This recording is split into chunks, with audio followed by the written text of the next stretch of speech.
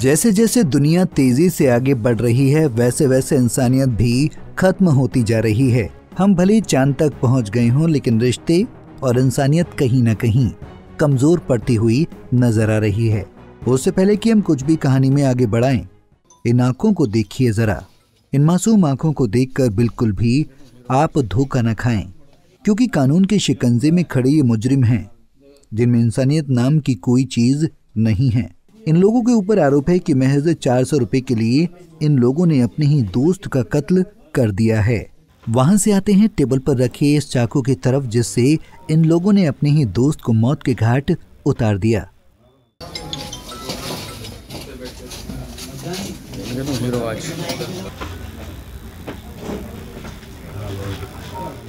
अब बताते हैं आपको पूरी कहानी। दरअसल गाजियाबाद के थाना खोड़ा इलाके में बीते 3 तारीख को महज 400 रुपए के खातिर एक व्यक्ति की हत्या करने का मामला सामने आया था, जिसका खुलासा पुलिस ने कर दिया। खबरों के मुताबिक गाजियाबाद के थाना नेहरू गार्डन पोस्ट ऑफिस वाली गली में रहने वाले 55 वर्षीय दिनेश मिश्रा का शव 3 तारीख को अपने कमरे में पड़ा हुआ मिला। हत्या की जानकारी उनकी बहन के कमरे पर पहुंचने पर मिली, जिसके बाद इस मामले की सूचना पुलिस को दी गई। पुलिस ने आनन फानन में टीम गठित कर जांच शुरू की।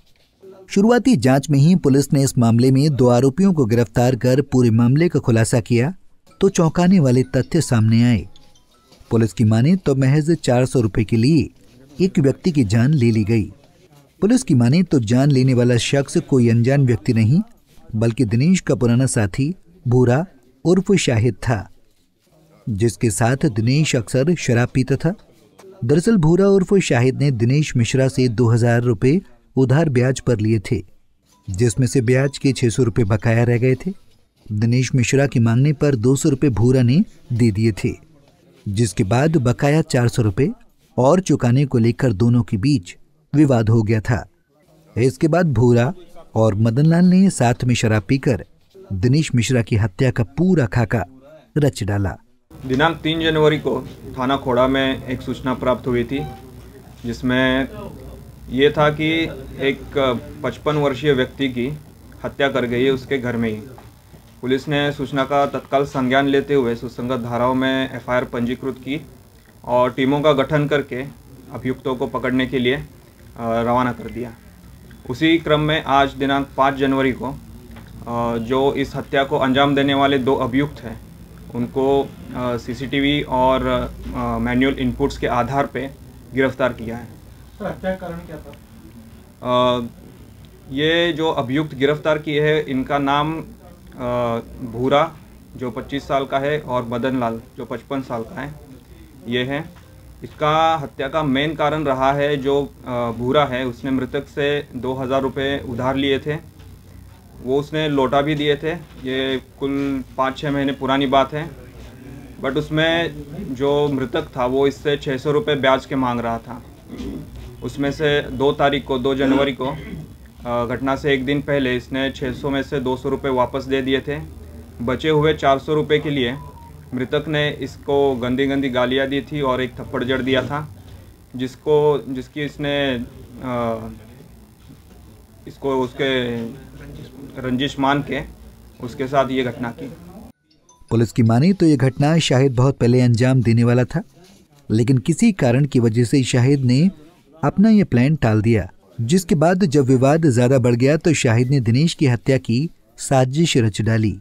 जो घटना 3 तारीख को हुई है, उससे पहले एक दिन ये एक साथ ही बैठ के दारू पिए थे और उसी दिन ये घटना होने वाली थी, बट ये नहीं हो पाया। इसने रेकी की थी उस दिन, जो भूरा है।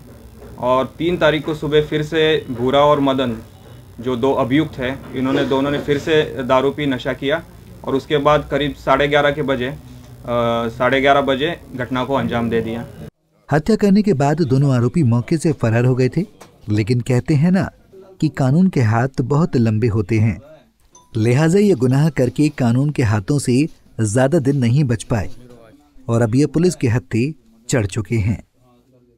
ये मर्डर के बाद फरार हो गए थे। ये जो मर्डर की सूचना दी थी, ये 22 में एफआईआर दर्ज हुई थी, इसलिए इसका पहला जो डाउट था वो इस भूरा पे ही था, क्योंकि एक दिन पहले ही इनका झगड़ा हुआ था, तो ये फरार हुआ था और इसको पकड़ा गया है। फिलहाल घटना के बाद इलाके में सनसनी मची हुई है। वहीं स्थानीय लोग भी हैरान हैं कि आखिर कोई कैसे महज 400 रुपए के लिए किसी शख्स की हत्या कर सकता है। लेकिन सच्चाई यही है और अब मुजरिम भी कानून के शिकंजे में है। पंजाब केसरी टीवी के लिए गाजियाबाद से संजय मित्तल की रिपोर्ट। हमसे जुड़े रहने के लिए हमारे YouTube चैनल को सब्सक्राइब करें और नई वीडियो की नोटिफिकेशन के लिए बेल आइकॉन को दबाएं। अगर आप ये वीडियो Facebook पर देख रहे हैं तो लाइक जरूर करें और ज्यादा से ज्यादा शेयर करें। धन्यवाद।